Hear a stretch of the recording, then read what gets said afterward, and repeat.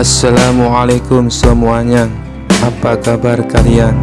Semoga dalam keadaan sehat dan dilancarkan rezekinya oleh Allah. Amin ya robbal alamin. Kisahkan pada suatu hari negeri Baghdad gempar. Di pasar terdengar kabar Abu Nawas mengaku Tuhan. Orang-orang berbondong-bondong ke alun-alun. Raja Harun al-Rasyid pun mendengar kabar ini. Dengan marah, beliau memerintahkan pengawal, cepat tangkap Abu Nawas, dia sudah gila menghina agama. Maka dibawalah Abu Nawas ke hadapan sang raja. Di istana berkumpul para ulama, menteri dan rakyat ingin melihat bagaimana akhir kisah ini. Raja menatap tajam Abu Nawas. Abu Nawas, benarkah kau mengaku Tuhan? Abu Nawas dengan tenang menjawab, benar Paduka, aku Tuhan. Semua orang terkejut. Ulama-ulama mulai beristighfar, para menteri saling berbisik. Raja berkata murka, kalau kau Tuhan, buktikanlah, ciptakan sesuatu, gerakan matahari, turunkan hujan sekarang. Abu Nawas tersenyum santai, Paduka, aku Tuhan, tapi Tuhan bohong-bohongan. Seperti orang yang pura-pura alim padahal hatinya jahat. Seperti orang yang pura-pura adil padahal zalim. Seperti orang yang pura-pura suci padahal penuh dosa. Aku hanya ingin memberi pelajaran. Semua terdiam. Abu Nawas melanjutkan, lihatlah, hanya dengan aku berkata aku Tuhan, semua orang gempar, marah, bahkan siap membunuhku. Padahal banyak orang di luar sana yang kelakuannya mengaku Tuhan lewat perbuatannya. Menindas, merasa benar sendiri, dan memaksakan kehendak. Tapi mengapa mereka tidak kalian tangkap? Tidak kalian marahi? Ruangan jadi hening, wajah-wajah yang tadi marah jadi menunduk. Abu Nawas menatap raja, Paduka, aku ini hanya menguji siapa yang benar-benar menghormati Tuhan dan siapa yang hanya sibuk mencari kesalahan orang untuk menutupi dosanya sendiri. Raja tertegun lalu bangkit dari singgasananya.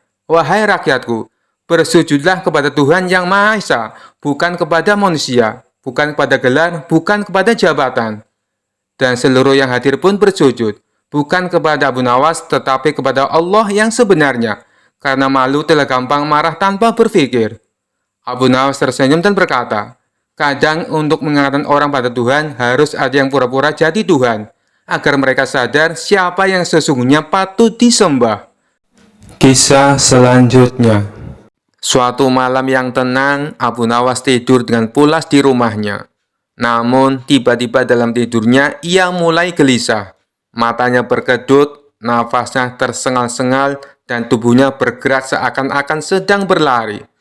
Ternyata, Abu Nawas sedang bermimpi buruk dikejar-kejar harimau. Di dalam mimpinya, Abu Nawas berada di sebuah hutan lebat. Ia mendengar deru nafas berat dari balik semak-semak. Ketika menoleh ke belakang, ia melihat seekor harimau besar berlari ke arahnya dengan mata yang bersinar ganas. Astagfirullah, harimau! Seru Abu Nawas dalam mimpi itu.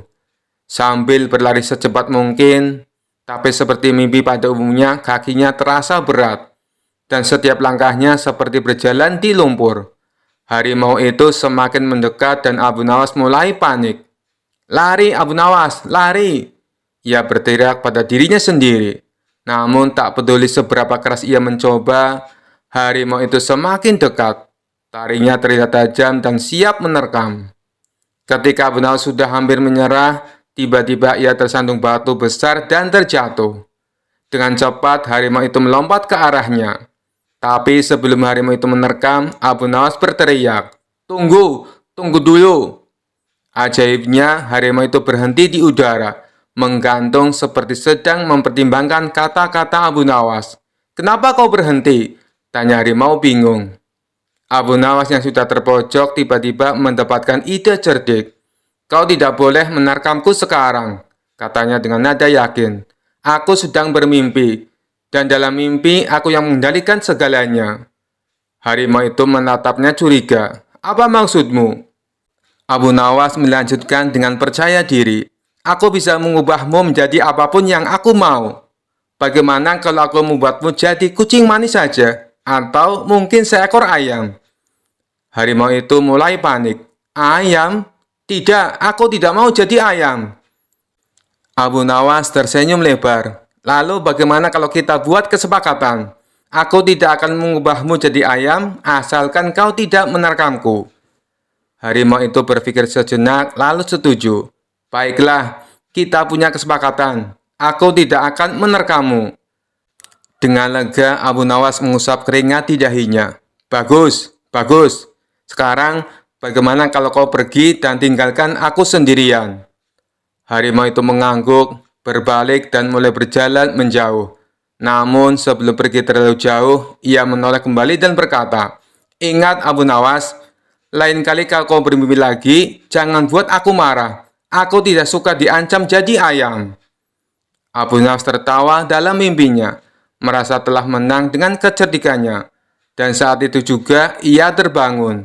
Keringatnya masih membasahi dahi, tapi ia tetap tersenyum lega. Keesokan harinya, para tetangga bertanya, "Abu Nawas, kenapa semalam kau berteriak-teriak dalam tidurmu? Apa kau bermimpi buruk?" Abu Nawas tertawa dan menjawab, "Tidak, hanya mimpi dikejar harimau. Tapi tenang saja, kami sudah membuat kesepakatan. Harimau itu tidak akan berani lagi menerkamku." Kisah selanjutnya. Di sebuah desa ada seorang dukun yang terkenal sangat sakti. Konon katanya dia bisa memanggil hujan, membuat orang hilang, dan bahkan berbicara dengan jin. Namanya Mbah Guntur. Suatu hari kabar tentang kesaktian Mbah Guntur sampai ke telinga Abu Nawas. Teman-teman Abu Nawas mendorongnya untuk menantang Mbah Guntur.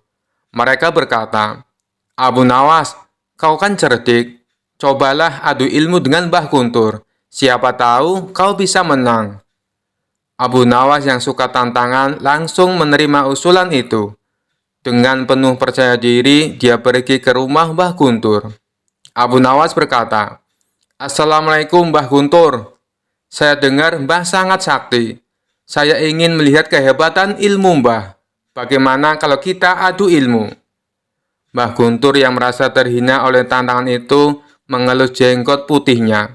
"Baik Abu Nawas, kita adu ilmu.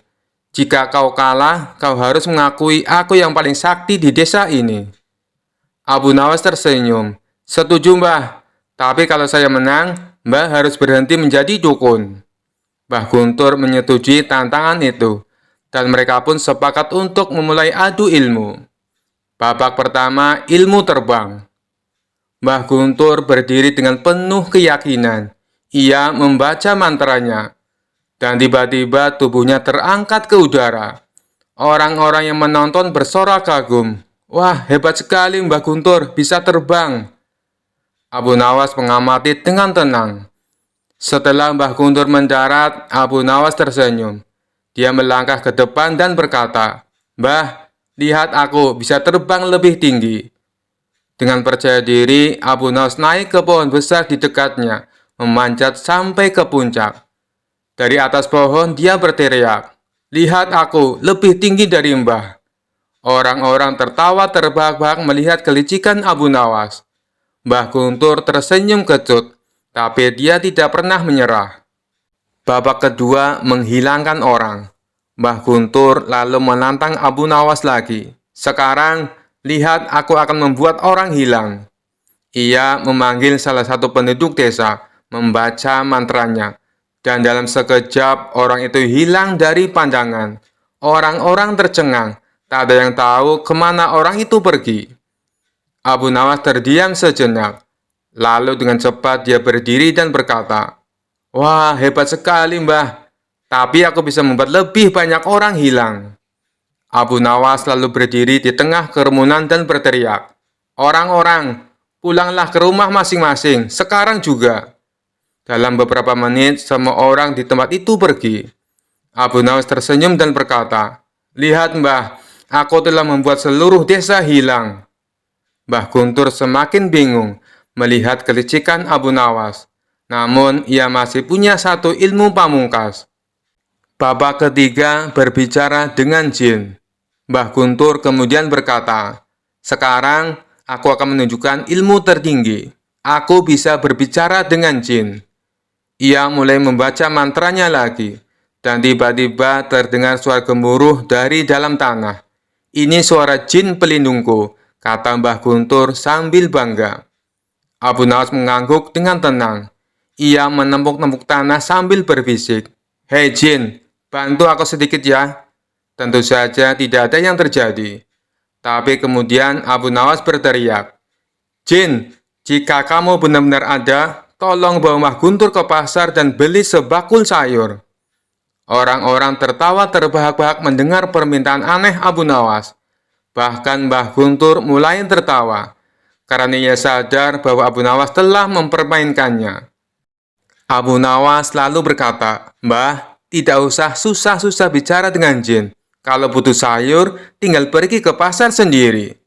Mbah Guntur tak bisa menahan tawanya lagi. Ia mengakui kekalahan dan berkata, "Abu Nawas, kau memang bukan orang biasa. Ilmumu bukan ilmu sihir, tapi ilmu kelicikan yang tak terkalahkan." Dengan itu Mbah Guntur berhenti jadi dukun.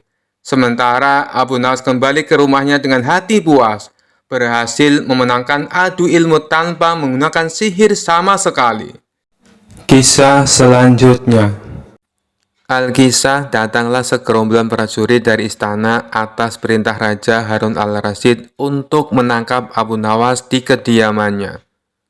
Abu Nawas dikabarkan telah menghilang cukup lama entah kemana. Tidak ada satupun yang tahu keberadaannya saat itu, termasuk istrinya sendiri. Tiba-tiba ia muncul dari persembunyiannya itu dan pulang kembali ke rumah untuk menemui istrinya. "Suamiku, para prajurit kerajaan tadi pagi mencarimu." "Ya istriku, ini urusan gawat. Aku baru saja menjual Sultan Harun al-Rasyid menjadi budak." "Apa? Raja kujadikan budak. Kenapa kau lakukan itu suamiku?" "Supaya dia tahu, di negerinya ada praktek jual beli budak, dan jadi budak itu sengsara." "Sebenarnya maksudmu baik, tapi Baginda pasti marah. Buktinya, para prajurit diperintahkan untuk menangkapmu. Menurutmu, apa yang akan dilakukan Sultan Harun al-Rasyid kepadaku? Pasti kau akan dihukum berat." "Gawat, aku akan mengerahkan ilmu yang kusimpan." Abu Nawas masuk ke dalam. Ia mengambil air wudhu lalu mendirikan sholat 2 rakaat. Kemudian berpesan kepada istrinya apa yang harus dilakukan ketika Baginda Raja datang. Tidak berapa lama kemudian tetangga Abu Nawas geger, karena istri Abu Nawas menjerit-jerit. "Ada apa?" tanya tetangga Abu Nawas sambil tergopoh-gopoh. "Suamiku mati." "Hah? Abu Nawas mati?" "Iya." Kini kabar kematian Abu Nawas tersebar ke seluruh pelosok negeri. Baginda Raja terkejut. Kemarahan dan kegeraman beliau agak surut mengingat Abu Nawas adalah orang yang paling pintar menyenangkan dan menghibur Baginda Raja. Baginda Raja beserta beberapa pengawal istana beserta tabib istana segera menuju rumah Abu Nawas. Tabib segera memeriksa Abu Nawas. Sesaat kemudian, ia memberi laporan kepada Baginda Raja bahwa Abu Nawas memang telah mati beberapa jam yang lalu. Setelah melihat sendiri tubuh Abu Nawas terbujur kaku tak berdaya, Baginda Raja merasa terharu dan meneteskan air mata. Beliau bertanya kepada istri Abu Nawas, "Adakah pesan terakhir Abu Nawas untukku?" "Ada Paduka yang mulia," kata istri Abu Nawas sambil menangis. "Katakanlah," kata Baginda Raja. "Suami hamba, Abu Nawas, memohon sudilah kiranya Baginda Raja mengampuni semua kesalahannya, baik di dunia maupun di akhirat di depan rakyat," kata istri Abu Nawas terbata-bata. "Baiklah, kalau itu permintaan Abu Nawas," kata Baginda Raja menyanggupi. Jenazah Abu Nawas diusung di atas keranda. Kemudian Baginda Raja mengumpulkan rakyatnya di tanah lapang.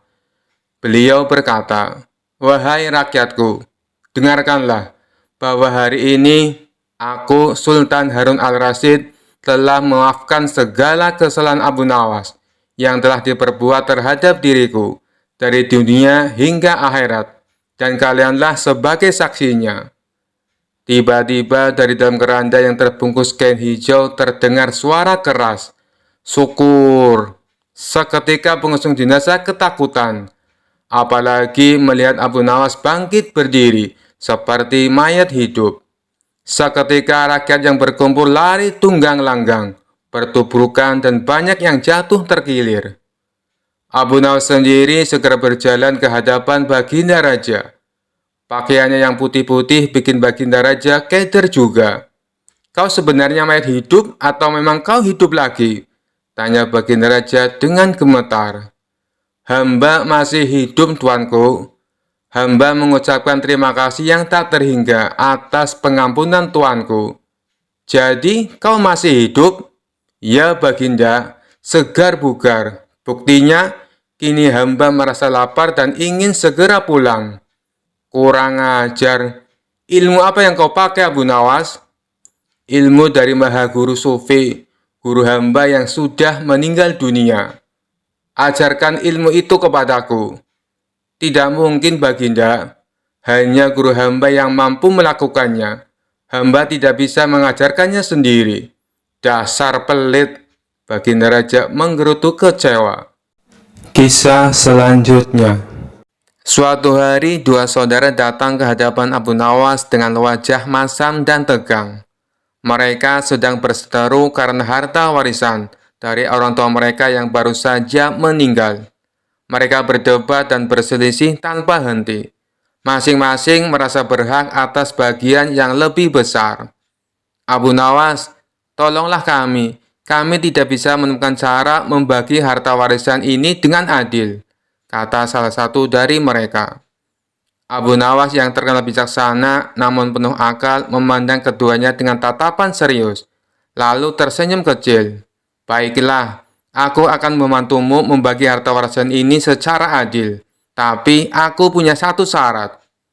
Kedua saudari itu mengangguk serempak. Apa syaratnya, Abu Nawas? Kami akan menurut, jawab mereka. Syaratnya, kata Abu Nawas sambil menahan tawa dalam hati. Kalian harus menjalankan metode pembagian yang kuciptakan sendiri.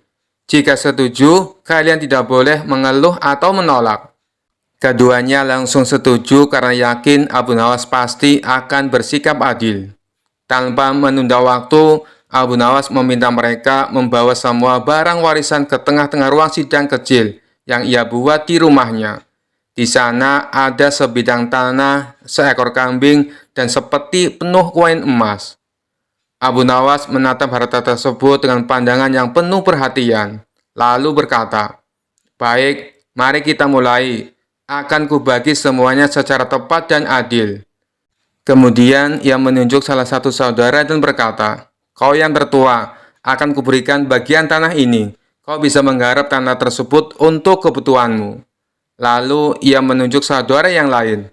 "Kau yang lebih muda, kau mendapatkan kambing ini. Kau bisa memelihara dan merawatnya, lalu mengambil keuntungan dari susu dan hasilnya." Namun kedua saudara itu tidak puas. Si sulung memprotes, "Abu Nawas, tanah ini kering. Bagaimana aku bisa mendapatkan keuntungan dari ini? Adikku dapat kambing yang bisa menghasilkan setiap hari." Dan si bungsu tak kalah kesalnya. "Bagaimana bisa aku hanya mendapatkan seekor kambing? Tanah itu lebih berharga dari kambing ini." Abu Nawas tersenyum mendengar keluhan mereka. "Oh, jadi kalian tidak puas dengan bagian masing-masing?" Mereka mengangguk. Lalu Abu Nawas mengeluarkan ide cerdasnya. "Kalau begitu, kita ubah pembagiannya. Yang tertua akan mendapatkan kambing, sedangkan yang muda akan mendapatkan tanah," katanya. Tapi seperti yang Abu Nawas duga, mereka kembali tidak puas dan mulai berdebat lagi.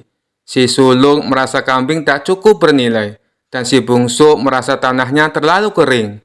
Mereka mulai saling menyalahkan dan hampir bertengkar. Abu Nawas lalu berkata dengan suara lantang, "Sudah, cukup. Karena kalian tidak bisa menerima pembagian apapun dengan ikhlas, aku akan memberikan solusi terakhir. Akan kubagi semua harta ini dengan adil. Aku akan mengambil semuanya." Kedua saudara itu terkejut. "Apa maksudmu, Abu Nawas?" tanya mereka bingung. "Begini," kata Abu Nawas, "daripada kalian terus berkelahi dan tak bisa menerima bagian masing-masing, Lebih baik aku saja yang menyimpan harta ini. Setidaknya aku tidak perlu mendengar keributan dan pertengkaran kalian." Mendengar itu, keduanya terdiam. Mereka sadar bahwa sikap serakah mereka hanya memperkeruh keadaan. Tanpa harta tersebut, mereka justru tidak mendapatkan apa-apa. Keduanya saling pandang, lalu berkata, "Baiklah Abu Nawas, kami telah salah. Kami akan menerima pembagianmu tanpa protes lagi." Abu Nawas tersenyum. "Nah, itu baru sikap yang benar. Kalau begitu, aku akan membagi sesuai yang pertama. Si sulung dapat tanah, dan si bungsu dapat kambing. Dan seperti emas ini, kalian berdua akan membaginya setengah-setengah." Keduanya tersenyum dan mengangguk lega. Mereka pun mengucapkan terima kasih kepada Abu Nawas atas pelajaran berharga yang ia berikan. Dan sejak hari itu, kedua saudara itu hidup damai dan tak pernah lagi berselisih soal harta. Kisah selanjutnya. Dikisahkan suatu hari Abu Nawas berjalan sendirian melewati sebuah hutan yang dikenal angker. Hutan itu penuh dengan cerita mistis. Salah satunya adalah tentang keberadaan jin-jin wanita yang suka menggoda manusia. Namun, Abu Nawas yang terkenal cerdik tidak pernah gentar dengan cerita-cerita seperti itu. Setelah berjalan cukup jauh, Abu Nawas merasa lelah dan memutuskan untuk beristirahat di bawah pohon yang besar. Tapi belum sempat ia memejamkan mata, tiba-tiba muncul sekelompok wanita cantik dari balik pepohonan. Wajah mereka sangat menawan, tetapi mata mereka bersinar aneh, seperti bukan manusia biasa. "Selamat datang, wahai Abu Nawas," salah satu wanita itu berkata dengan suara merdu tapi menggoda. Abu Nawas langsung waspada. "Siapa kalian? Dari mana kalian tahu namaku?" Wanita itu tersenyum. "Kami adalah para jin wanita penghuni hutan ini. Kami tahu siapa dirimu. Abu Nawas, manusia paling cerdik. Tapi kali ini kecerdikanmu tak akan menolongmu. Kau akan menjadi tamu kami selamanya." Sebelum sempat kabur, Abu Nawas diangkat oleh angin yang berputar, dan dalam sekejap mata ia sudah berada di sebuah istana megah di dalam hutan. Para jin wanita itu mengelilinginya, memberi makanan, minuman, dan hiburan. Salah satu jin wanita mendekatinya dan berkata, "Abu Nawas, kau harus tinggal di sini selamanya. Kami akan memanjakanmu, tapi ada syaratnya." Abu Nawas yang sudah mencium gelagat aneh bertanya, "Apa syaratnya?" "Kau harus menikahi salah satu dari kami," jawab jin itu sambil tersenyum penuh arti. Abu Nawas langsung mengelus jenggotnya sambil berpikir, menikah dengan jin. "Wah, kalau begitu aku harus memikirkan cara untuk keluar dari sini," gumamnya dalam hati. Setelah berpura-pura menikmati jamuan, Abu Nawas mulai melancarkan rencananya. Ia pura-pura setuju. "Baiklah, aku akan menikahi salah satu dari kalian. Tapi sebelum itu, aku ingin menunjukkan kepada kalian sebuah permainan yang hanya bisa dilakukan oleh manusia." Para jin wanita penasaran. "Permainan apa itu?" Abu Nawas mengambil sebuah kantong kecil dari sakunya yang berisi garam. "Ini adalah permainan menghilang. Aku akan menunjukkan cara manusia menghilang dalam sekejap." Para jin wanita saling memandang dengan penuh ketertarikan. "Tunjukkan pada kami, Abu Nawas." Abu Nawas berdiri di tengah ruangan, menaburkan garam di sekelilingnya sambil membaca doa. Dalam waktu singkat, para jin wanita itu mulai merasa pusing dan kehilangan kekuatan mereka. "Apa yang terjadi? Kenapa tubuh kami melemah?" salah satu jin wanita berteriak. Abu Nawas tersenyum lebar. "Inilah kekuatan manusia yang kalian tidak tahu. Garam ini adalah pelindungku, dan kalian tidak bisa menyentuhku lagi." Dengan cepat, Abu Nawas melarikan diri dari istana itu. Para jin wanita hanya bisa melihatnya pergi tanpa bisa mengejarnya. Sebelum keluar dari hutan, Abu Nawas berhenti sejenak dan berteriak, "Wahai para jin wanita, terima kasih atas jamuannya, tapi aku lebih suka hidup di dunia manusia." Begitu sampai di desa, Abu Nawas menceritakan petualangannya kepada warga, membuat mereka tertawa terbahak-bahak. "Benar-benar Abu Nawas, bahkan para jin pun kalah cerdik darimu," ujar salah seorang warga. Dan sejak saat itu, para jin wanita di hutan tersebut kapok mengganggu manusia, terutama Abu Nawas. Dikisahkan Abu Nawas pergi ke negeri seberang yang terdapat sebuah kerajaan aman, adil, makmur, dan sentosa. karena dipimpin oleh raja yang bijaksana. Sang raja sudah memimpin sejak usia muda hingga sekarang. Di masa tua belum pernah digantikan oleh siapapun. Dan rakyatnya tidak pernah keberatan karena raja memerintah dengan adil. Suatu hari raja merasa jenuh. Dia ingin istirahat menjadi raja selama setahun. Namun uniknya tidak menyerahkan posisi raja kepada anak keturunannya, tetapi malah mengadakan sayembara untuk mencari sosok yang pantas menjadi raja. Disebarlah pengumuman ke seluruh negeri. Siapapun boleh menjadi raja, mulai rakyat jelata sampai kaum bangsawan. Tetapi ada dua syarat yang harus dijalani. Syarat pertama, dia akan dijadikan raja selama setahun. Syarat kedua, setelah menjadi raja selama setahun, maka harus diasingkan di sebuah hutan belantara yang dihuni ribuan hewan buas. Syarat pertama tentu saja bukan masalah besar, justru merupakan suatu keberuntungan. Namun syarat kedua membuat orang-orang yang berhasrat menjadi raja akan berpikir dua kali. Karena semua orang tahu seperti apa hutan belantara yang penuh dengan binatang buas. Karena itulah sayembara tersebut belum ada yang berani mengajukan diri menjadi seorang raja. Akhirnya datang seorang pemuda yang menyatakan kesanggupannya menjadi raja dan menerima dua syarat tersebut. Pemuda ini sebenarnya adalah pemuda biasa yang ingin merasakan bagaimana nikmatnya menjadi raja, karena selama ini ia hidup pas-pasan. Diangkatlah dia menjadi raja, dan mulai saat itu mendapat pelayanan layaknya seorang raja. Harta berlimpah, wanita cantik, makan dan minuman enak, serta fasilitas istimewa lainnya. Tapi sayang, ternyata ketakutannya akan kematian membuatnya tidak bisa menikmati semua itu. 3 bulan pertama, dia mulai gelisah, karena umurnya tinggal 9 bulan lagi. 3 bulan kedua, ia makin tidak tenang makan, tidur pun tidak nyenyak. 3 bulan ketiga, dia mulai menyesali keputusannya menjadi raja.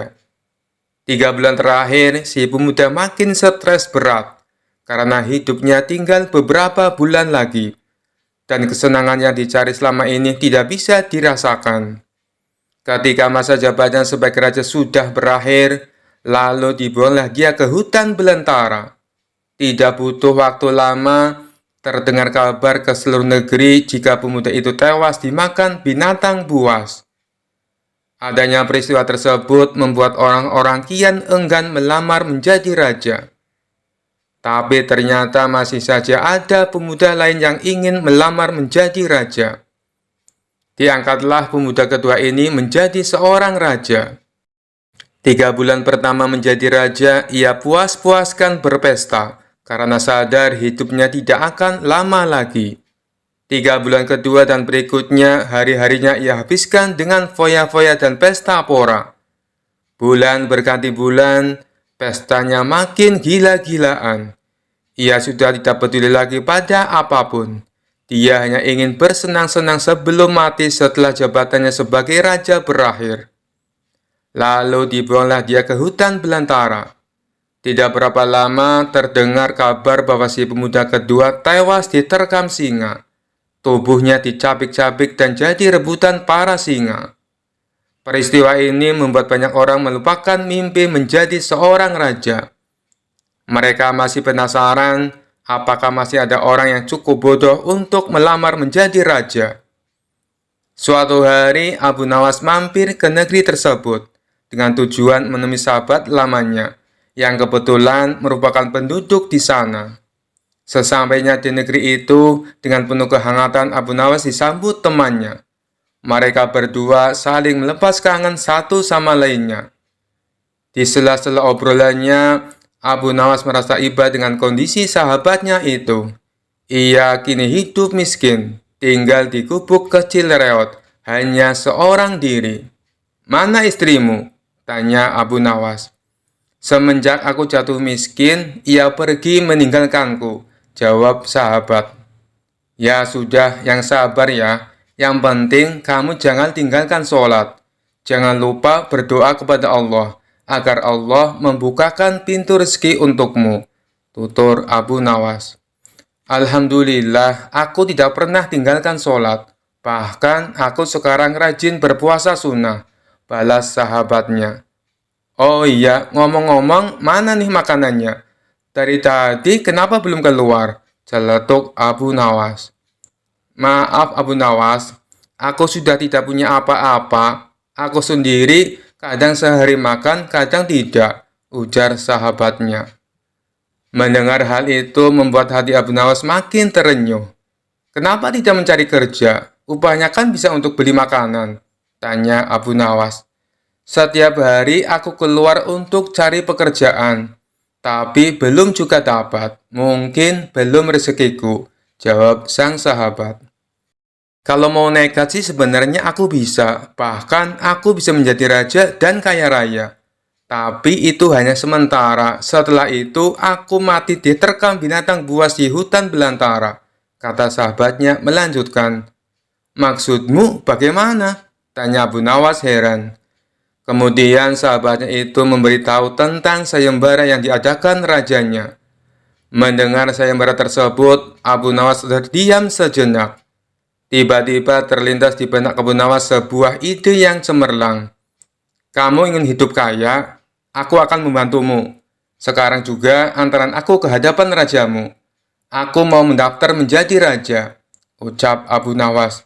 Kamu gila ya? Jangan Abu Nawas, itu sama saja bunuh diri, cegah sahabatnya. Sudahlah, turuti saja perkataanku, timpal Abu Nawas. Maka diantaralah Abu Nawas ke istana untuk menemui sang raja. Ada perlu apa kalian datang kemari? Tanya sang raja. Maaf Tuan Raja, hamba Abu Nawas dari negeri seberang ingin mendaftar menjadi raja. Itu pun kalau Tuan Raja mengizinkan, ucap Abu Nawas. Oh, tentu saja boleh. Siapapun dipersilakan menjadi raja. Tapi ada dua syarat yang harus dijalani, ujar sang raja. Hamba siap paduka yang mulia, tapi hamba minta satu permintaan. Izinkan sahabat hamba ini menjadi pengawal pribadi hamba, kata Abu Nawas sambil menunjuk sahabatnya yang berdiri di sampingnya. Oh, silakan saja. Saat menjadi raja selama setahun, kau berhak atas segala sesuatunya, termasuk mengatur semua prajurit kerajaan beserta para menteri. Tapi ketika masamu menjadi raja berakhir, sahabatmu juga harus ikut kau dibuang ke hutan belantara, timpal sang raja. Sahabat Abu Nawas ini pun kaget dan sempat menolak dijadikan pengawal pribadinya. Namun akhirnya Abu Nawas berhasil membujuknya. Mendengar ada yang melamar menjadi raja lagi membuat masyarakat penasaran. Sebagian menertawakan kebodohan tersebut, sementara yang lain merasa iba dan kasihan. Abu Nawas akhirnya diangkat menjadi raja dan diberi segala kemewahan serta kemudahan fasilitas layaknya baginda raja. Ternyata berbeda dengan dua pemuda sebelumnya, Abu Nawas tidak berpesta pora dan foya-foya. Namun, ia membuat beberapa tindakan selama menjadi raja. 3 bulan pertama, Abu Nawas memerintah ribuan prajurit untuk membabat habis hutan belantara dan memindahkan semua binatang buas ke tempat lain. Sebagai raja, tentu perintahnya harus dipatuhi. Setelah 3 bulan berlalu, hutan belantara tempat ia akan dibuang kini menjadi tanah kosong yang siap huni. 3 bulan kedua, Abu Nawas memerintahkan para arsitek membuat istana megah untuk dirinya, tentunya dengan uang kerajaan yang dikuasai. Abu Nawas bisa membangun apa saja termasuk membangun istana di tanah yang dulunya adalah hutan belantara. Dalam jangka waktu 3 bulan, berdirilah istana megah dan kokoh. 3 bulan ketiga, Abu Nawas memerintahkan para prajurit membawakan harta dan perabotan dikirim ke istana yang baru saja dibangunnya. 3 bulan terakhir, Abu Nawas menawarkan kepada masyarakat, siapa saja yang mau pindah di wilayah istananya akan dibuatkan rumah dan diberi modal uang untuk berdagang. Kesempatan tersebut tidak disia-siakan warga. Ratusan orang mendaftarkan diri untuk pindah ke sekitaran Istana Abu Nawas. Selama 3 bulan terakhir, tempat yang tadinya hutan belantara kini berubah menjadi pemukiman penduduk. Bahkan di sana Abu Nawas mempunyai istana dengan dipenuhi harta kekayaan. Akhirnya habislah masa jabatan Abu Nawas sebagai raja. Sesuai perjanjian, Abu Nawas dan sahabatnya dibuang ke hutan belantara yang kini sudah menjadi pemukiman penduduk. Sesampainya di sana, Abu Nawas dan sahabatnya memasuki istana barunya. Ini semua untukmu. Kau sekarang sudah menjadi orang kaya raya. Tapi jangan lupa bersedekah, utur Abu Nawas. Sahabatnya itu terkejut bukan main. Ia langsung merangkul Abu Nawas dan mengucapkan terima kasih. Akhirnya Abu Nawas pun pamit pulang kembali ke negerinya. Kisah selanjutnya. Dikisahkan suatu hari Abu Nawas berjalan santai di pasar. Hari itu ia mengenakan pakaian sederhana, tetapi kecerdasan dan aura percaya dirinya membuat orang-orang selalu memperhatikannya. Di sebuah sudut pasar, Abu Nawas mendengar sekelompok wanita berbicara sambil tertawa cekikikan. Kalau saja aku bisa bertemu pria yang cerdas dan humoris, aku pasti akan langsung jatuh cinta, kata salah satu dari mereka. Abu Nawas tersenyum kecil mendengar hal itu. Ia pun berpikir untuk sedikit menghibur mereka dengan kecerdasannya. Abu Nawas mendekati para wanita itu dan dengan sopan berkata, "Maaf, aku mendengar pembicaraan kalian. Apa aku boleh bertanya, apakah kalian lebih suka pria yang tampan atau yang cerdas?"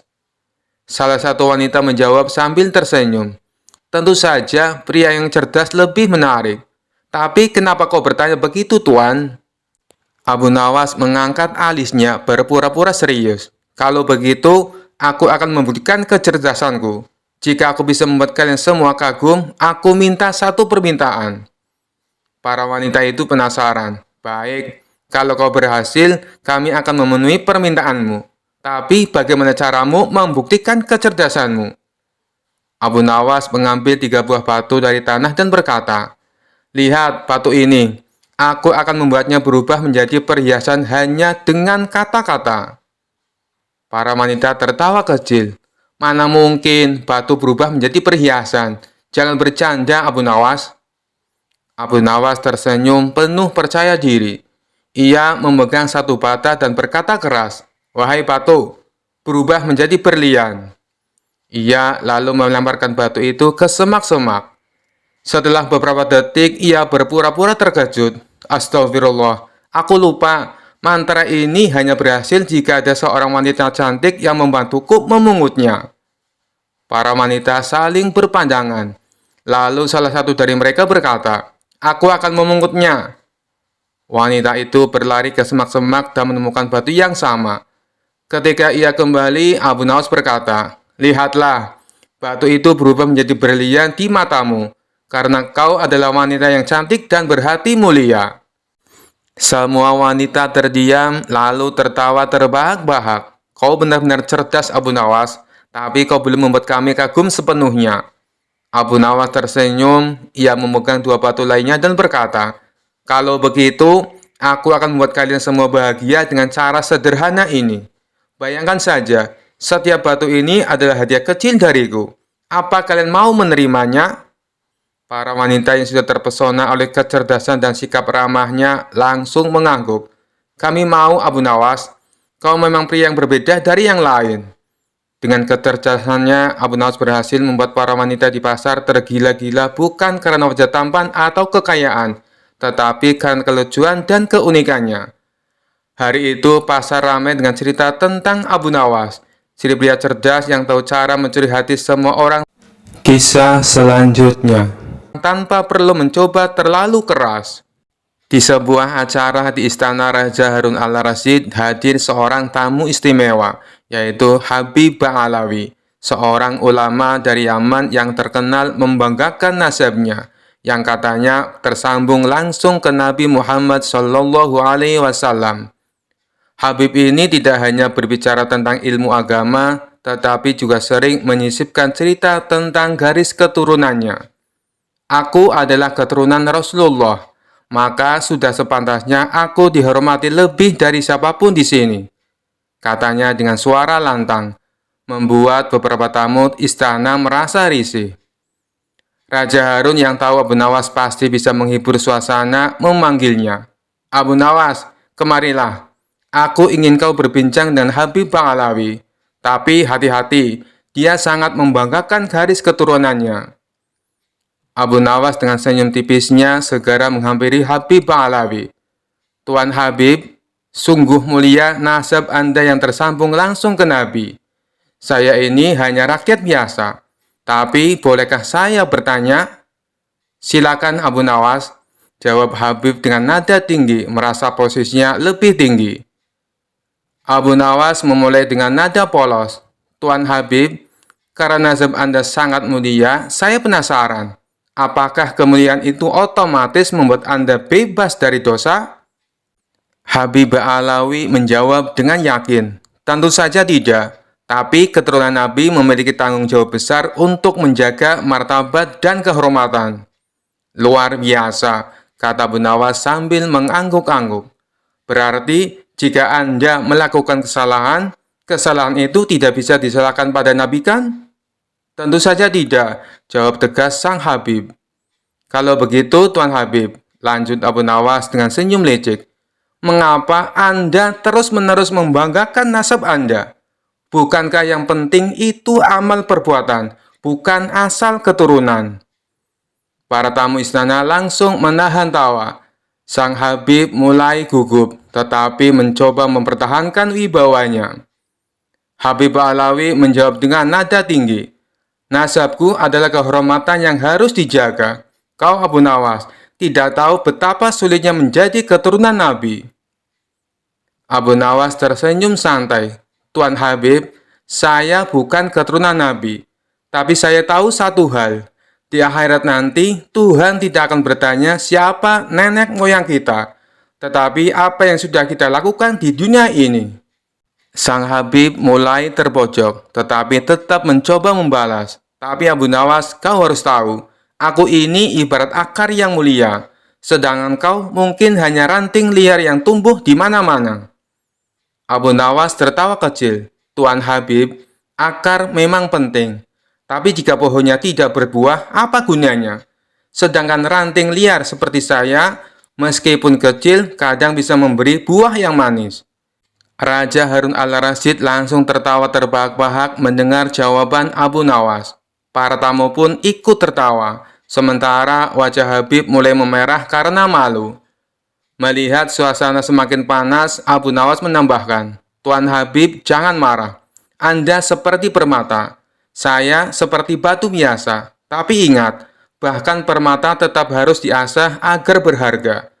Sedangkan batu biasa seperti saya, kadang bisa menjadi pondasi rumah yang kuat. Sang Habib hanya terdiam, menyadari bahwa Abu Nawas tidak hanya cerdas, tetapi juga berbicara dengan penuh makna. Dengan malu-malu, ia berkata, Abu Nawas, kau benar. Aku harus lebih banyak belajar rendah hati. Abu Nawas tersenyum. Tuan Habib, kita semua belajar. Saya pun belajar dari Anda. Tapi jangan terlalu sering bicara tentang nasab, karena Tuhan menilai dari hati, bukan dari silsilah.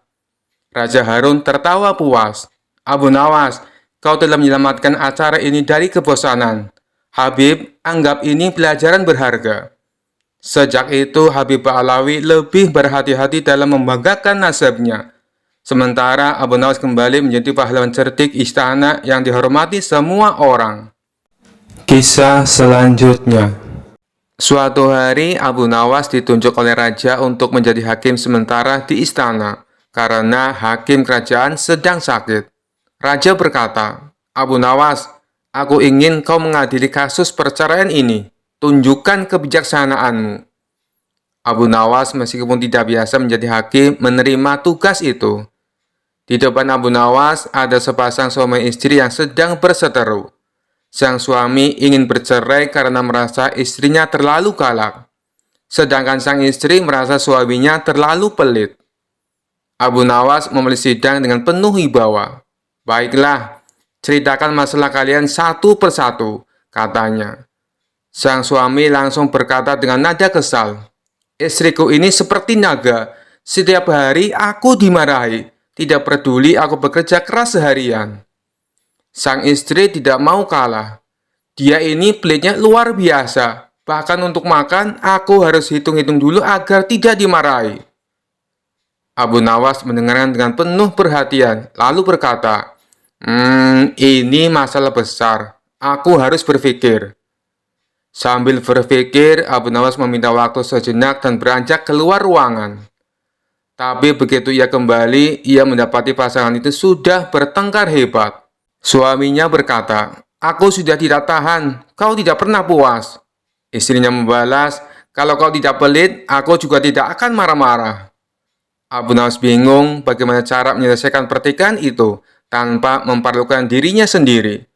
Akhirnya ia memutuskan untuk melakukan sesuatu yang tidak biasa.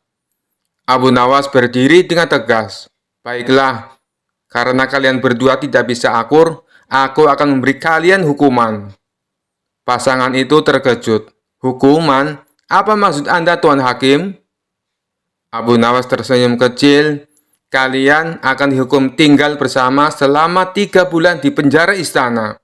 Kalian harus makan, tidur, dan melakukan semua kegiatan bersama. Jika setelah 3 bulan kalian masih ingin bercerai, maka aku akan menyetujuinya." Pasangan itu saling menatap. Sang suami tampak takut dan berkata, "3 bulan bersama dia di penjara, aku bisa mati muda." Sang istri juga ragu. 3 bulan dengan orang sepelit dia, aku bisa kelaparan." Akhirnya mereka berdua sepakat untuk berdamai. "Kami akan mencoba untuk rukun kembali, Tuan Hakim. Tidak perlu dipenjara." Abu Nawas tersenyum lebar. "Bagus, itu keputusan bijak. Ingat, lebih baik hidup rukun daripada saling menyalahkan." Raja yang mendengar kabar ini tertawa terbahak-bahak. "Abu Nawas, kau benar-benar hakim yang unik. Kau hampir dipermalukan, tapi akhirnya justru berhasil menyelesaikan masalah." Abu Nawas dengan rendah hati menjawab, "Baginda, menjadi hakim bukan hanya soal keadilan, tapi juga soal kebijaksanaan dan sedikit akal-akalan." Kisah selanjutnya. Kisah ini berawal ketika Baginda Raja baru pulang dari negeri seberang. Ia pun menceritakan pengalamannya selama tinggal di sana, termasuk mengenai seorang pengawal pribadi Raja negeri seberang yang terkenal sakti.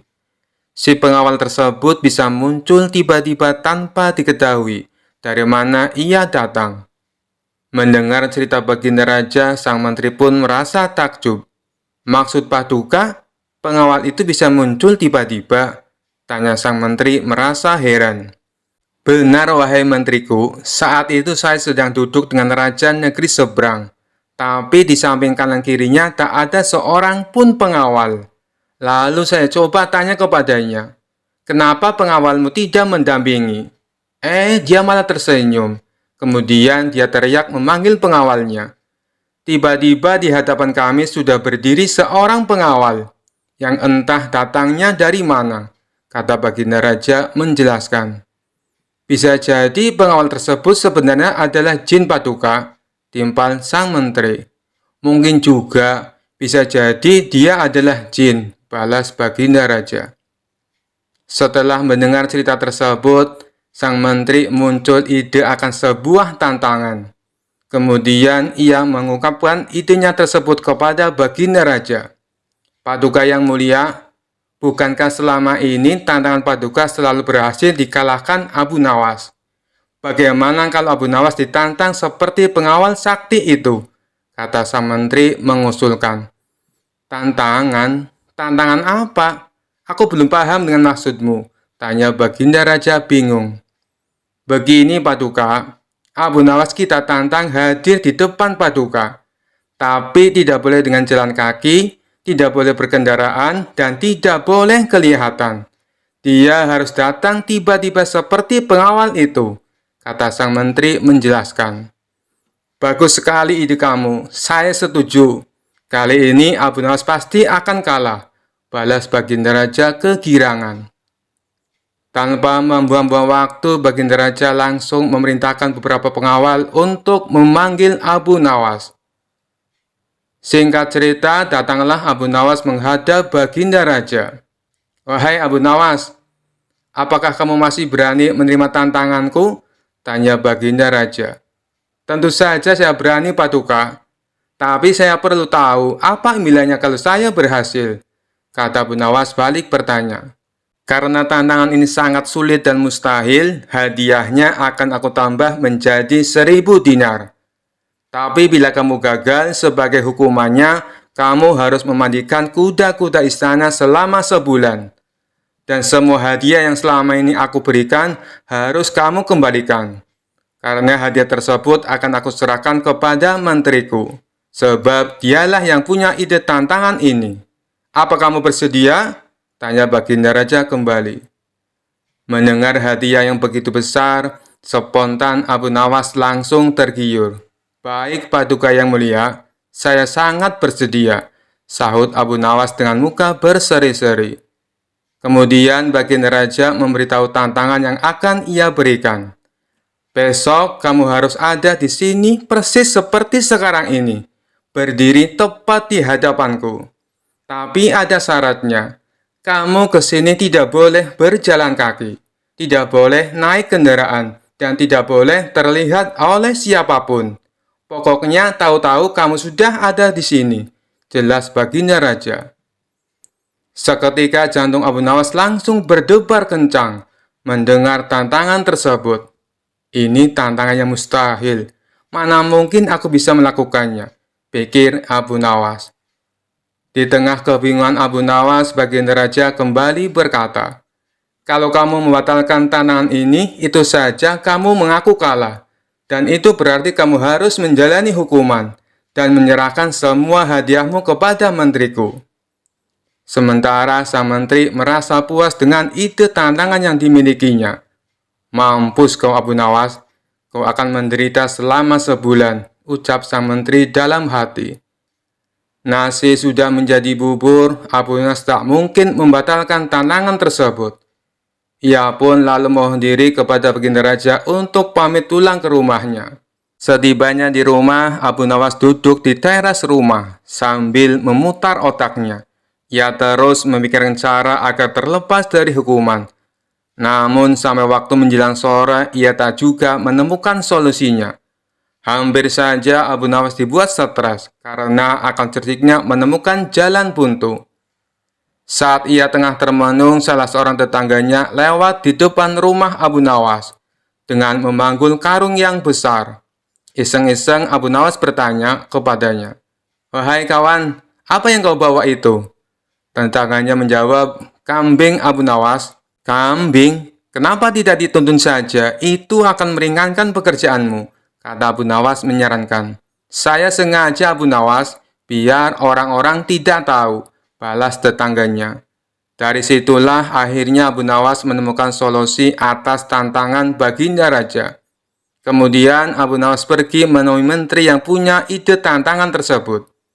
"Tuan Menteri, sepertinya besok saya akan dihukum. Tapi bolehkah saya minta tolong?" pinta Abu Nawas. "Minta tolong apa?" tanya sang menteri. "Besok ambillah karung yang ada di rumahku dan bawalah ke hadapan Baginda Raja," ucap Abu Nawas. "Apa isi karung itu?" tanya sang menteri kembali. "Isinya semua hadiah dari Baginda Raja. Selama ini aku kumpulkan di dalam karung tersebut. Bukankah nantinya juga akan jadi milikmu?" ujar Abu Nawas.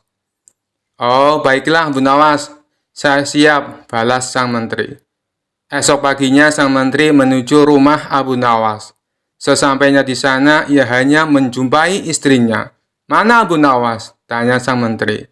"Abu Nawas sudah berangkat ke istana," jawab istri Abu Nawas. Kemudian istri Abu Nawas menunjukkan karung yang akan dibawa oleh Tuan Menteri. Dengan hati gembira, sang menteri memanggulkan tersebut sampai ke istana. Meskipun terik matahari sangat panas tak membuat sang menteri merasa letih.